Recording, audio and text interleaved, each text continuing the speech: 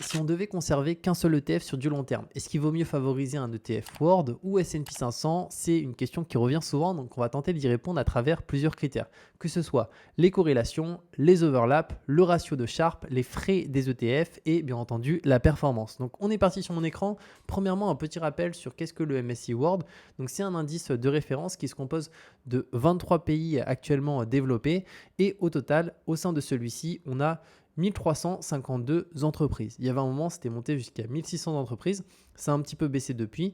Et en face, on va voir le S&P 500 qui se compose non pas de 500 entreprises, mais de 503 entreprises actuellement. Il y a des entreprises qui rentrent, qui sortent, mais on est autour des 500. Et là, c'est que des entreprises américaines. Bien entendu, ces entreprises américaines aujourd'hui ont un poids énorme dans le monde parce que si on regarde ne serait-ce que le MSCI World, au niveau des entreprises qui sont présentes à l'intérieur, le top 10, ce sont que des entreprises américaines. Il n'y a aucune autre entreprise d'un autre pays. Et d'ailleurs, si je descends un petit peu plus bas, juste là, vous pouvez voir que United States, c'est quasiment 72%. Et année après année, ça fait qu'augmenter pour le moment. Donc, c'est quasiment trois quarts, on peut voir ici, d'un indice World qui est sur les États-Unis. Donc, le but, c'est de se dire, bon, ok, est-ce que c'est intéressant que j'investisse du coup sur un ETF World ou sur du S&P 500, voir les deux et on va voir tout ça. Premièrement, on va pouvoir ici regarder un petit peu la performance. Donc, qu'est-ce que ça a donné? Alors là, si on s'arrête à ce graphe-là, on peut se dire, bon, le S&P 500, c'est beaucoup plus intéressant parce que 10 000 euros investis deviennent au total ici plus de 330 000 face au MSCI World où on est à 150 000. Donc on finit avec deux fois plus d'argent, mais on ne va pas s'arrêter qu'à cette donnée-là. Ce qui va être le plus important à mon sens, c'est vraiment les corrélations, les overlaps aussi et aussi les frais des ETF. Si on descend un petit peu plus bas et qu'on regarde la performance, pour du MSCI World, au total, on a une performance annuelle juste ici de 8,62% versus le pourcentage pour le S&P 500 est de 11,13%. Donc la différence paraît pas énorme. On parle ici d'une différence de performance d'à peu près ici un peu plus de 2%, 2,5%. Mais vous pouvez voir que sur du long terme, 2,5%, ça fait qu'à la fin, on finit avec un capital qui est deux fois supérieur directement à l'autre indice. Et ça, c'est vraiment important. C'est comme aujourd'hui les fonds de gestion qui ont 2% de frais. 2% de frais sur 30 ans, c'est 40% de la performance. Donc, il ne faut pas négliger finalement les petits pourcentages parce que oui, sur un an, ça ne fait pas une grosse différence. Mais ici, comme on peut le voir sur plus de 30 ans, c'est une différence qui est colossale. Et si vous êtes jeune et que vous investissez sur le long terme, vraiment, dites-vous que 1 ou 2% de frais ou 1 ou 2% de surperformance, ça fait des sommes qui sont littéralement énormes et qui vous permettent d'avoir un capital qui au final est deux fois plus important.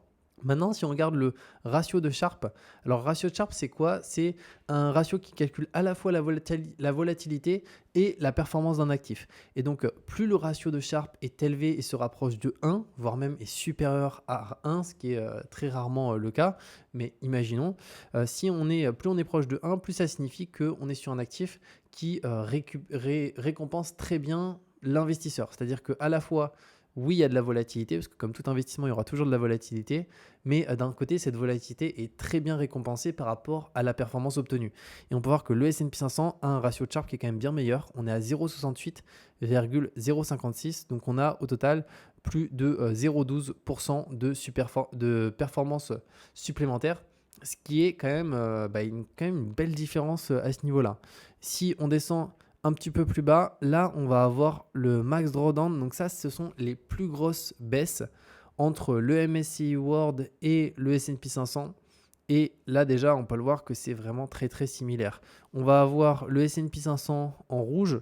Si on prend ici, durant les années, ici, le crash qu'on a eu, là, c'était quand? C'était en 2003. Le S&P 500 a baissé de moins 52,6, le MSCI World quasiment pareil, moins 53,6. Et après, si on regarde le crash qu'on a eu ici, en 2009, on peut voir qu'S&P 500 moins 59, MSCI World moins 55. Et aujourd'hui, on a beaucoup qui investissent sur le MSCI World pour se dire, au moins quand ça baisse moins. Et on va voir que finalement, c'est pas forcément le cas, notamment à cause des corrélations et des pondérations finalement aujourd'hui des entreprises américaines au sein du MSCI World. Donc c'est quand même très très similaire. Donc dès qu'il y en a un qui baisse, l'autre baisse. Donc ce ne sont pas des actifs qui pour le coup sont vraiment différents hein, en termes de corrélation et de max drawdown, c'est vraiment identique. Si on regarde maintenant les pertes en une année, les plus grosses pertes, juste ici sur une année, le MSCI World a eu des plus grosses pertes, hein, moins 14,2 versus moins 13,2 juste ici. Par contre, le max drawdown depuis les années 2000, la plus grosse baisse, ça reste le S&P 500 ici, qui a eu son max drawdown. Donc c'est entre un plus haut et un plus bas, moins 60%. Donc c'est pas moins 60% en une année, hein. C'est moins 60% entre un plus haut et un plus bas. C'est-à-dire que, imaginons aujourd'hui, on est en 2025, on a le marché qui est à 5000, et ben si en 2030, on a le marché qui est à 2000, qui est plus à 5000 mais qui est à 2500, le max drawdown a été de moins 50% entre pour le coup 2025 et 2030. Donc en 5 ans, entre le plus haut et le plus bas. Donc c'est pas sur une année, on peut voir, hein, c'est sur du long terme. Mais c'est quand même intéressant de le regarder. Mais sinon, c'est quand même moins 56 pour du World, ce qui est important. Maintenant, là, ça, c'est l'une des choses finalement qui permettrait limite de conclure cette vidéo, même si on ne va pas l'arrêter maintenant. Mais concrètement, là, j'ai mis deux tickers, à la fois le iShare MSCI World et de l'autre côté, un ETF S&P 500. Et là, ça va être finalement la corrélation entre ces deux indices. Et vous pouvez voir que si on prend 2015, alors je vais essayer de zoomer. 2015, on était déjà à quasiment 0,90. Donc, c'est vraiment déjà quasiment identique. Et vraiment, au-delà de 0,90, on est sur des actifs qui sont quasiment interchangeables. Et si on est à 0,95, 0,98, 0,99, en fait, qu'on ait un indice ou l'autre, ça ne change strictement rien. Et donc là, on peut voir que finalement, ça ne fait que monter. En 2016, on était déjà à 0,96. Après, on continue d'avancer. On a une petite baisse, mais on est toujours à 0,95 en 2018. Et vous pouvez voir que là, ça monte, ça monte, ça monte. Et on est à quasiment, on est à 0,99. Hein. Des fois, on est même à un petit peu plus que 0,99. Et actuellement, on est quasiment à 0,99. Donc, à ce niveau de corrélation, ce sont des actifs qui sont clairement interchangeables. Donc, ça, c'est un élément qui est important à prendre en considération. Alors, peut-être qu'à terme, ça ne sera plus le cas. Mais actuellement, avoir du S&P 500 ou du MSCI World, ils sont corrélés à quasiment 100%. Donc, c'est vraiment quelque chose d'intéressant. Et ensuite, on va avoir là un backtest qui compare la performance du S&P 500, un ETF iShare MSCI World. Donc là, qu'est-ce qu'on peut voir? Si on descend un petit peu plus bas, alors on a un historique depuis 2016. On peut voir que le S&P 500 surperforme. Une nouvelle fois, le Sharpe ratio est meilleur, 0,76,063. Donc, on a 0,13 de Sharpe ratio qui sont en faveur du S&P 500. Si on regarde les plus grosses baisses, on a eu un max drawdown qui a été plus élevé sur le MSCI World que le S&P 500. Et après, si on regarde la pire année, là, on est à moins 17,96, moins 18,23. Donc, franchement, c'est quasiment similaire. La meilleure année, c'est à peu près pareil, juste ici. Mais au final, on est quand même sur une performance qui est de manière générale meilleure pour le S&P 500. Parce qu'on peut voir que 10 000 $ deviennent à la fin ici 26 000 pour le World versus quasiment 32 000 pour le S&P 500 directement. Maintenant, si on regarde les overlaps, alors là aussi, c'est hyper intéressant. On peut voir qu'au sein du MSCI World, on a par rapport au S&P 500 475 constituants du S&P 500 qui sont dans le MSCI World juste ici. Donc c'est 95% du S&P qui est dans le MSCI World. Et après, en termes d'overlap par poids, on est à 69%. Donc c'est énorme. Hein. Là, on a les secteurs aussi. Donc on peut voir que la tech, juste ici, on est à moins 5,9 par rapport à ce qu'on a directement en moins dans le S&P 500. Et si on descend, là, on a les constituants. Donc j'ai un compte basique ici, donc je ne peux pas tout voir, mais concrètement, les 5 premiers résultats, c'est américain, mais en fait, même les 100, les 200, les 300 premiers sont quasiment tous américains. Pourquoi? C'est parce qu'en fait, ce sont des entreprises qui sont très capitalisées. Donc forcément, elles ont un poids dans l'indice MSCI World qui est important.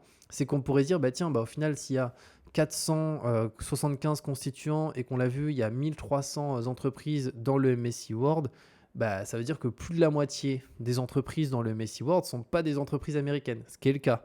Mais la réalité, c'est que ces entreprises sont beaucoup plus grosses, beaucoup plus capitalisées, ce qui fait qu'elles ont un poids qui est largement à plus de 50% dans le MSCI World, avec un overlap, on va voir quasiment à 70%.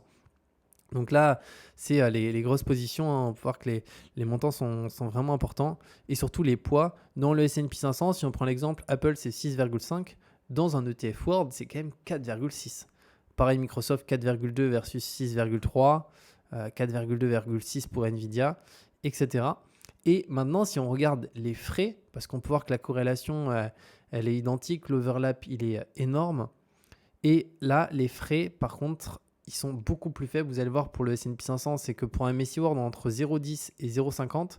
Si on descend un petit peu plus bas, là, on va avoir la liste des ETF disponibles. Donc là, pour l'exemple, un ETF, on veut un ETF, imaginons capitalisant, on va être à 0,12 pour du Amundi MSCI World UCITS, donc accessible en Europe pour tous les Européens. Donc si on est en France, c'est accessible. Si on compare à du S&P 500, on va descendre un petit peu plus bas. Et on voit que ici, on va avoir, pour l'exemple du iShare, si on veut aussi full réplication qui est en accumulation, donc qui ne verse pas de dividendes, on est à 0,07. Donc 0,07 versus, comme on l'a vu ici en réplication complète, 0,12. Donc ça fait quand même 0,05% de frais de moins. Et sur, encore une fois, 20-30 ans, c'est des montants qui peuvent être vraiment, vraiment importants. Ces ETF-là, de toute manière, vous pouvez les retrouver sur n'importe quel courtier en général. Je vous mettrai d'ailleurs sous cette vidéo les deux courtiers que moi j'utilise, donc Trade Republic et Boursorama aussi directement, où il y a un PEA et un compte titre. Vous pouvez ouvrir ce que vous préférez directement.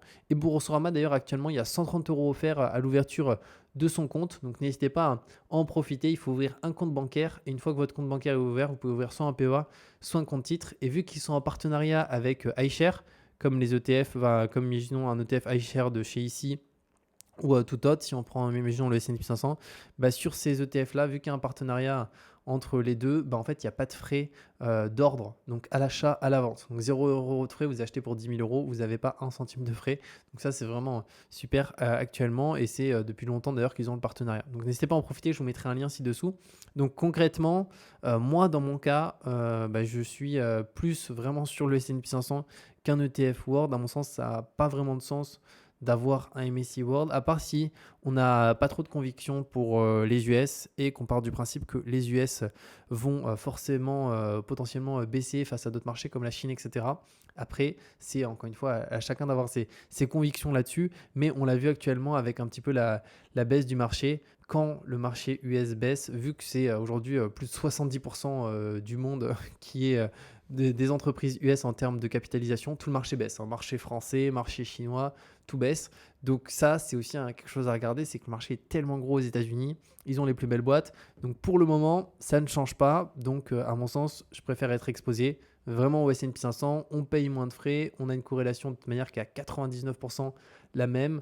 Les max drawdown sont vraiment similaires. La performance est bien meilleure, le Sharpe ratio est meilleur. Donc à mon sens, c'est plus pertinent. Mais encore une fois, ce n'est pas un conseil en investissement. Je vous partage juste ce que je fais à ce niveau-là. Donc voilà par rapport à ce comparatif. N'hésitez pas d'ailleurs si vous, pour le coup, vous préférez le World ou le S&P 500 à expliquer pourquoi directement dans les commentaires. Et comme je l'ai dit, je vous mets les liens des deux courtiers que j'utilise, que ce soit Boursobank ou Trade Republic, avec des bonus à l'ouverture directement qui sont vraiment top. Donc n'hésitez pas à en profiter. Et on se retrouve de toute manière très bientôt pour de nouvelles vidéos.